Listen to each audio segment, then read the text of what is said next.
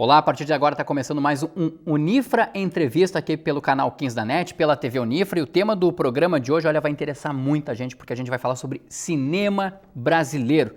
E quem conversa conosco é o professor Alexandre Macari Ferreira. Ele é professor do curso de História aqui do Centro Universitário Franciscano e também é um grande pesquisador, estudante, dá para se dizer assim também, dessa área. Lembrando que o Unifra Entrevista tem a produção da acadêmica de jornalismo Laís Giacomelli.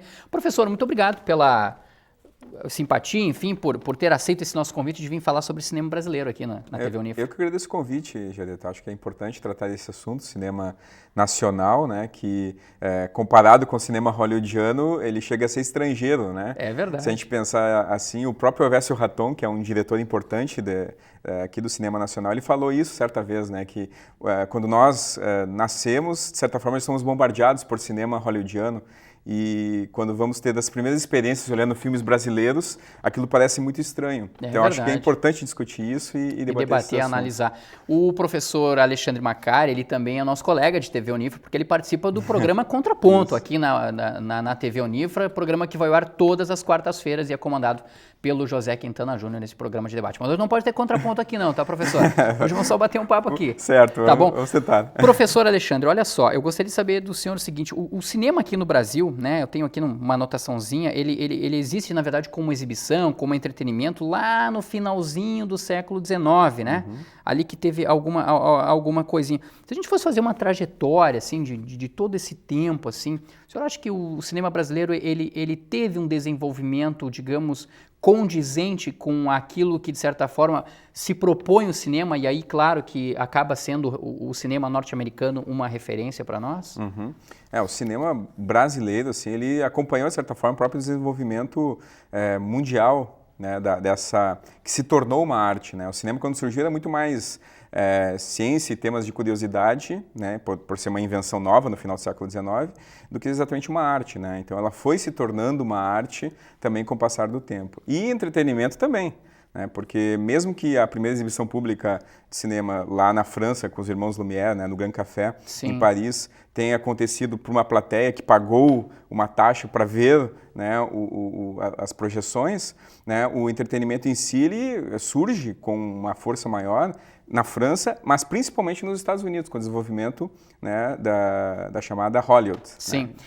No que tange ao cinema brasileiro, professor, o senhor acha que o cinema brasileiro hoje, ele está mais para informação, para documentário, para entretenimento, para ficção? O que dá para a gente taxar? Olha, o cinema brasileiro ele segue mais esse caminho aqui, não adianta, ou é tudo misturado, é como é a nossa etnia brasileira aqui, de certa forma. Sem dúvida, assim, até se a gente vê as produções brasileiras ao longo do tempo, né, ela tem uma diversidade de estilos e de propostas, né?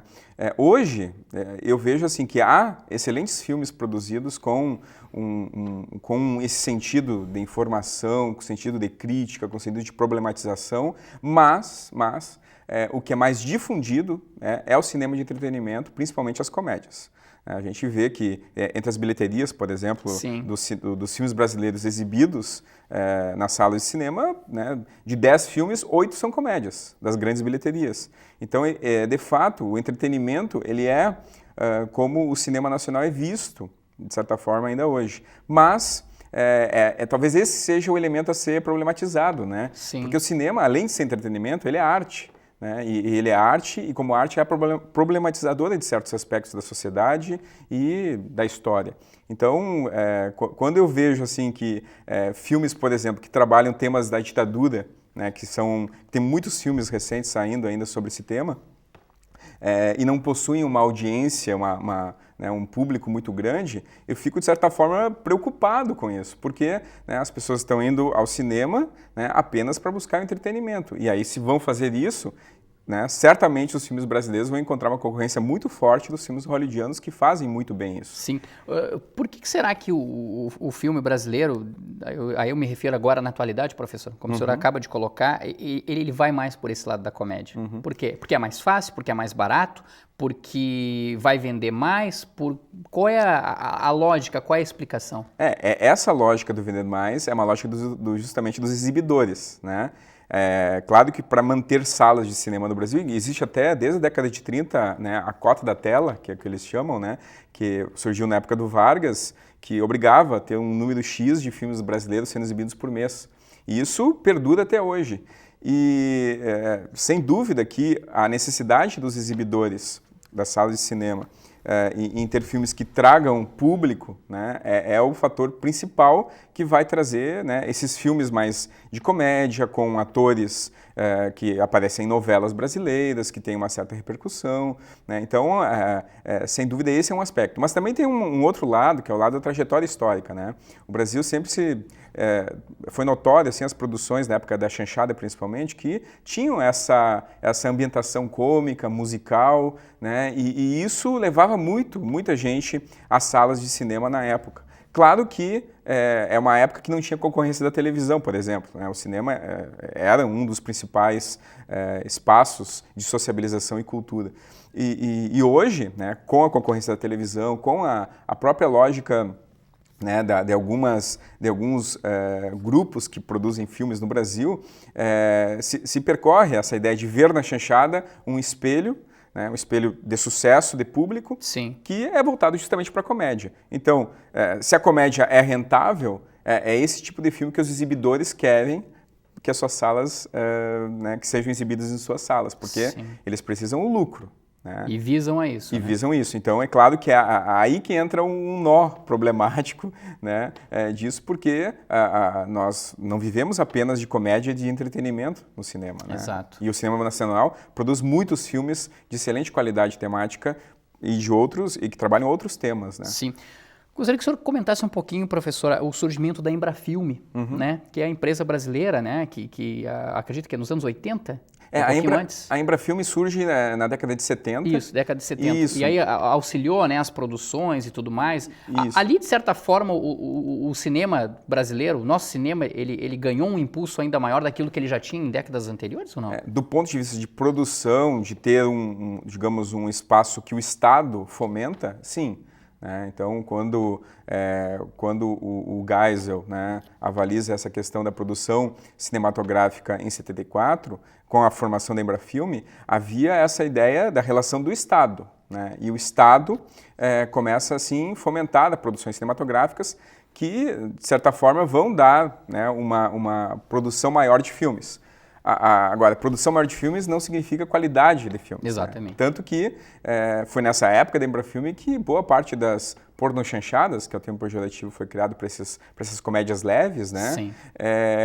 Surgiu. Né? Então, mas assim mesmo, né, com a Embrafilme, o filme Dona Flor e seus Dois Maridos, por exemplo, né, foi um grande sucesso de bilheteria nacional. Por mais de 30 anos ficou na liderança desse, né, suposto ranking de filmes de bilheteria nacional. Sim. Então a Embrafilme ela é importante nessa ideia do Estado estar ajudando, né, na inexistência de grandes empresas e de uma indústria cinematográfica, o Estado ajuda a patrocinar, de certa forma, isso, investindo em elementos culturais do audiovisual. Então a Embrafilme ela é importante e surge na década de 70 e vai até o fim da década de 90, quando o presidente Collor, ele, né, visando aquela ideia já com a lógica privatizadora, ele resolve cortar alguns elementos do Estado, algumas, né, empresas do Estado, e essa empresa brasileira de cinema ela acaba sendo extinta. Né? Perfeito. Dá para dizer que nos dias atuais, né, no atual século, nesse início de século, a gente vive um momento melhor, igual ou pior ao passado? Eu acredito que melhor, até porque as bilheterias elas não entraram estrondosamente assim, professor, até posso estar enganado.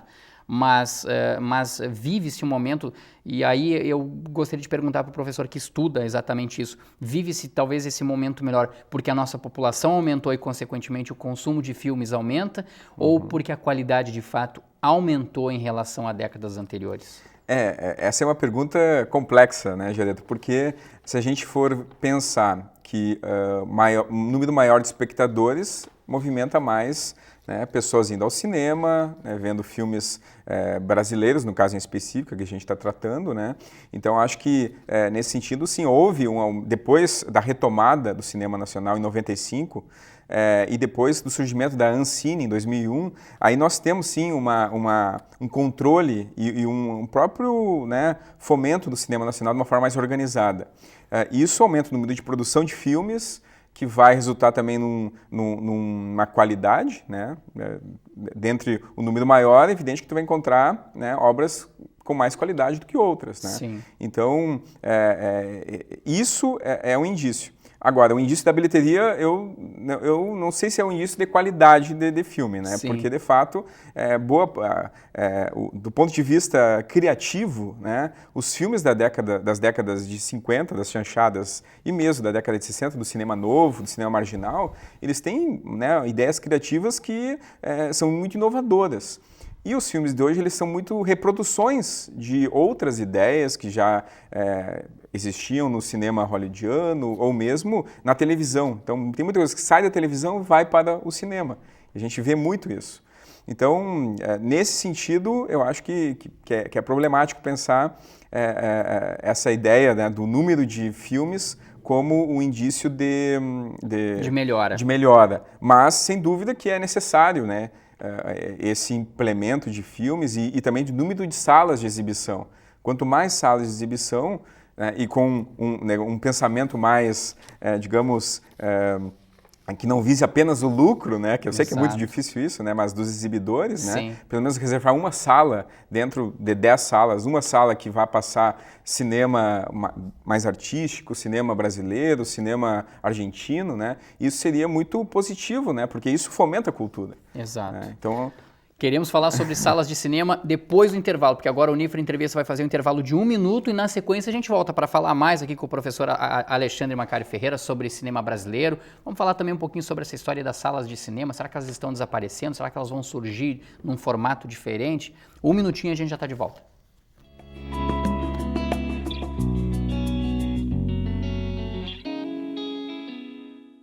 Há 60 anos, o Centro Universitário Franciscano foi a instituição pioneira a implementar o ensino superior em Santa Maria e na região central do estado, com as licenciaturas e a formação de enfermeiros. Hoje, oferece 33 cursos de graduação, além dos cursos de especialização, mestrado e doutorado, se tornando referência na formação de profissionais de qualidade para o mercado de trabalho, transformando sonhos em oportunidade. Centro Universitário Franciscano, uma universidade para suas aspirações. Pedrinho é uma criança especial, que enfrenta dificuldades diariamente. Para passar por tudo isso, conta com seus fiéis amiguinhos escudeiros, que o ajudam a vencer cada obstáculo.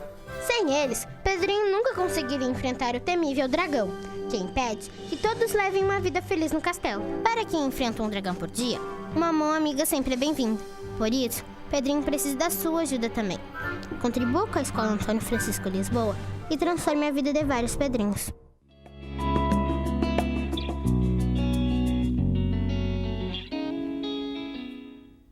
Estamos de volta com o programa Unifra Entrevista. Lembrando que você pode acompanhar este programa também no nosso canal do YouTube, pelo Unifra Online. O Unifra Entrevista desta sexta-feira está conversando com o professor Alexandre Macari Ferreira. Ele é professor do curso de História aqui do Centro Universitário Franciscano. E o tema do programa de hoje é cinema brasileiro. O Unifra Entrevista tem a produção da acadêmica de jornalismo Laís Giacomelli.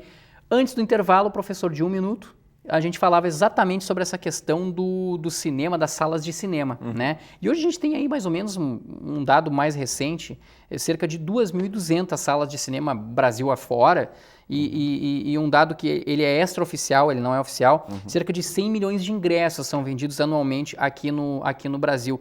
E aí desse montante de 100 milhões de ingressos anuais, 100 milhões, entre 15% e 20% seriam especificamente de filmes brasileiros. Quero aproveitar exatamente esse tema para 2 perguntas. A primeira delas, no atual formato, a gente sabe, por exemplo, hoje que com a tecnologia, com o smartphone e tudo mais, a gente tem capacidade muitas vezes de baixar um filme em casa, de acompanhar pelo próprio celular, né? As plataformas permitem muito isso.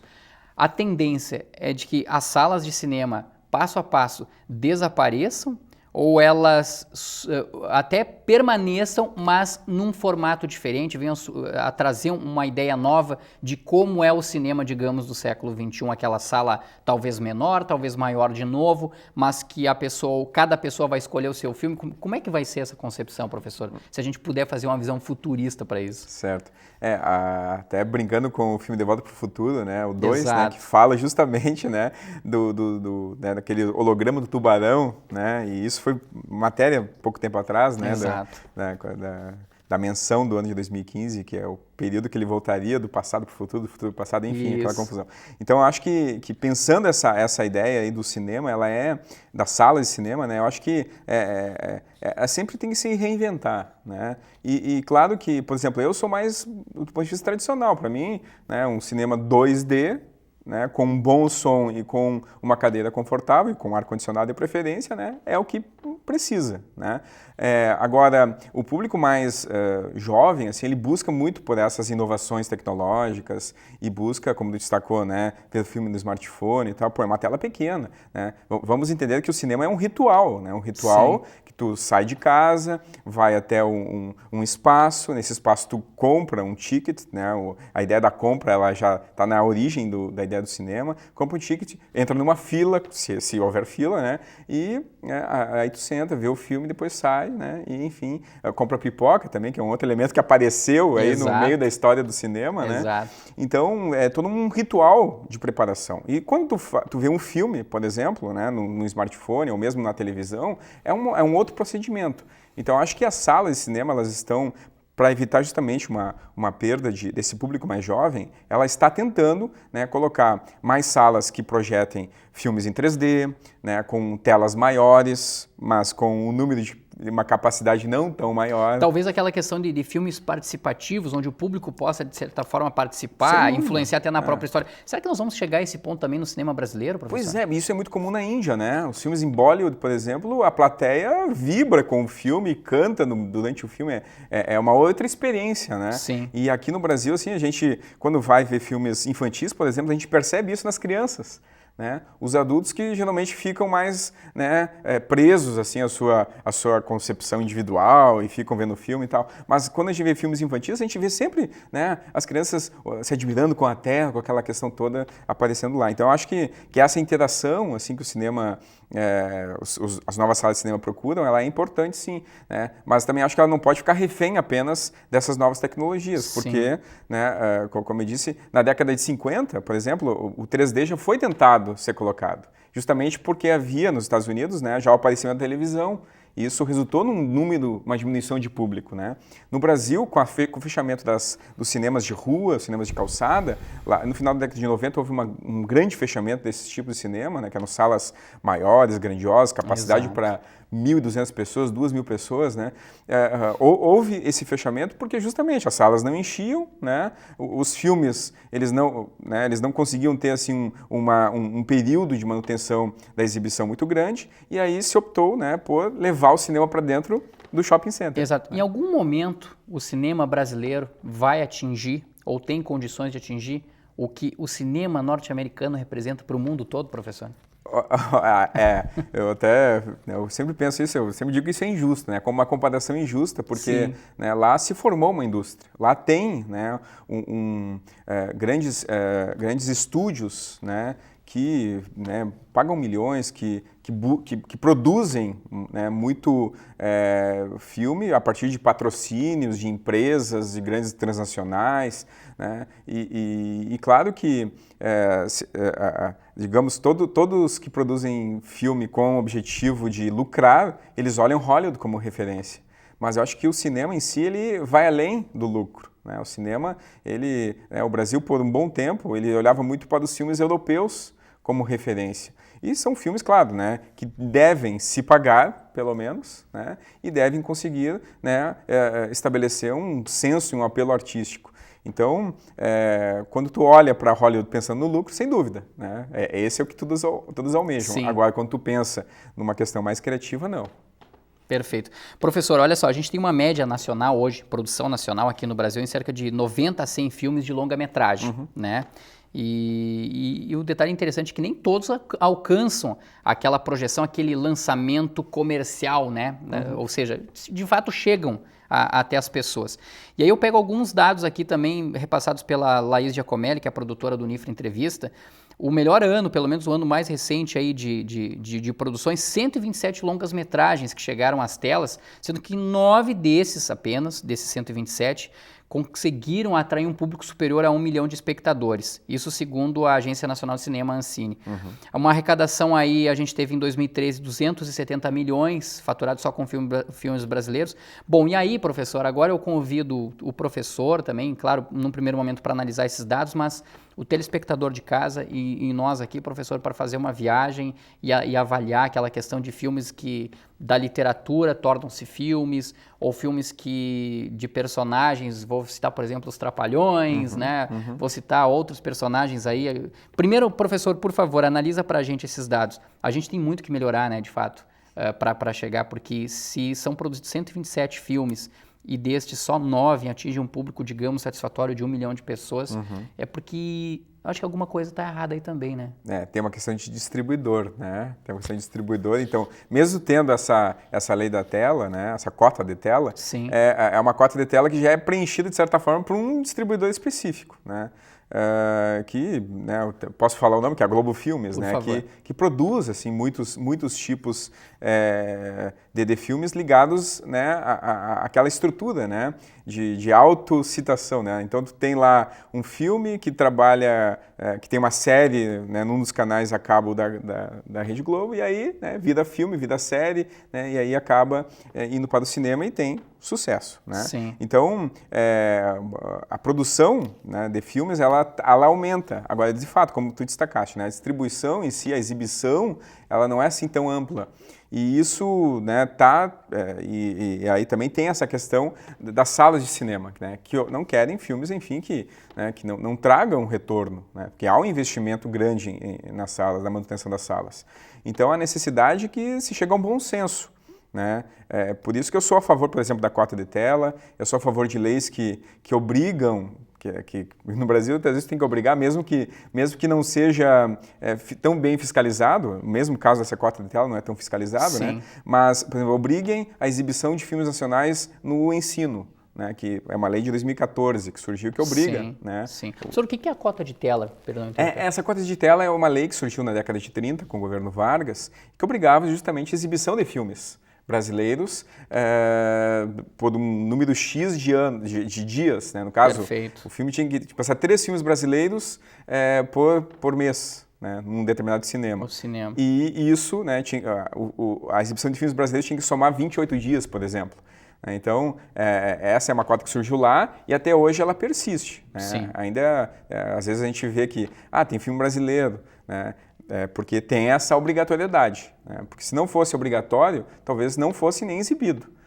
Então, impressionante. É impressionante. Porque o cinema brasileiro, como eu falei lá no início da minha fala, né? Sim. Ele é visto como estrangeiro pela maioria. Porque nós não estamos habituados a ver filmes brasileiros. Claro. A não ser comédias, né, que Exato. já percorrem lá o senhor é contra ou a favor de transformar, como eu estava falando antes, obras literárias em produções cinematográficas? Aí eu vou citar, por exemplo, O Tempo e o Vento, Vidas Secas, Memórias do Cárcere, né, que é outro filme também. Filmes até mais da minha geração, talvez da geração do professor, não sei. Também, um pouco. A gurizada mais nova agora está acostumada com outra coisa, né, professor? Sem dúvida. Mas o senhor é a favor ou contra? De repente mistura os gêneros ou é interessante até para levar uma visão diferente? Eu sou a favor assim de roteiros adaptados, né, que produzem filmes adaptados de literatura ou de outras de matérias de jornal, por exemplo, né? Só eu não sou a favor da comparação, né? Porque são artes distintas. Então, tu compara uma obra literária que te faz viajar, te faz criar os personagens, tu constrói um cenário a partir do que o autor está escrevendo, né? E tu compara isso com o que um diretor imagina. Né, um diretor e uma produção imagina. Então, tem que entender que são artes distintas e, portanto, tem que ser avaliadas de formas distintas. Claro, que numa conversa de bar, tu pode falar, aquele filme não tem nada a ver com o livro que eu li, né? mas é a visão do diretor. Exato. Né? Então, a partir daí, eu acho que é importante isso, né? Até para que fique claro, assim, para quem muitas vezes vai fazer vestibular, por exemplo, né? Aí não lê o Cortiço, né? Vai lá e vê o filme O Cortiço. Ou Vidas Secas, ou Memórias do Cárcere, como tu citou, né?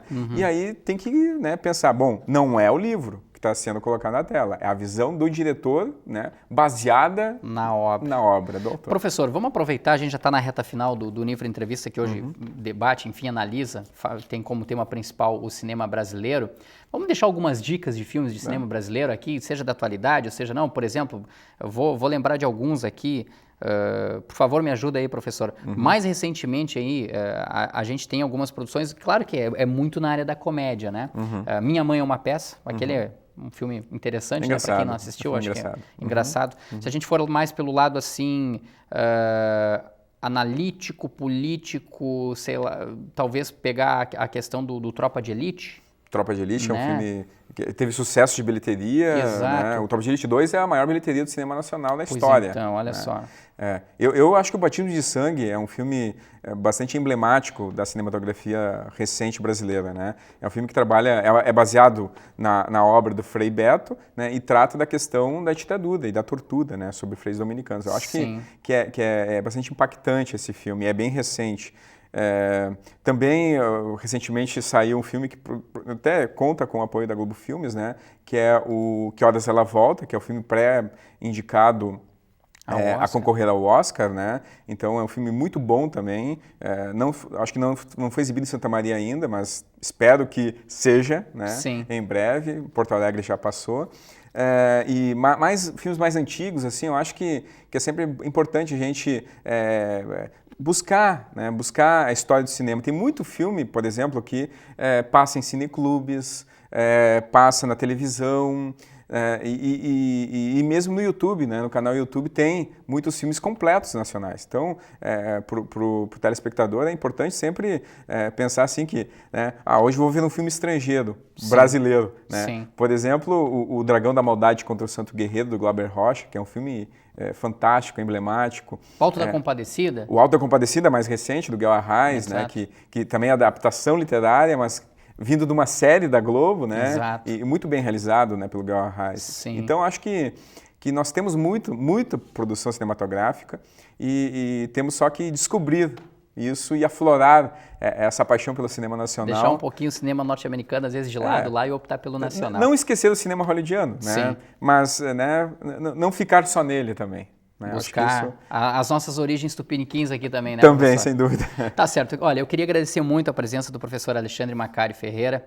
Ele é professor do curso de História, mas é um profundo admirador, estudioso, pesquisador sobre cinema, né, professor? Isso. Muito obrigado mesmo pela sua presença. Eu agradeço. Lembrando que o professor, quem quiser acompanhar também as opiniões do professor, pode acompanhar o professor Alexandre Macari também no Contraponto, programa que vai ao ar toda quarta-feira aqui na TV Unifra. O Unifra Entrevista vai ficando por aqui. Na semana que vem tem mais. E eu lembro de novo você que está nos acompanhando. Se você pegou o programa pela metade no canal 15 da NET, por exemplo, você pode acompanhar o programa na íntegra lá no Unifra Online pelo YouTube. Um grande abraço a todos e até a próxima semana.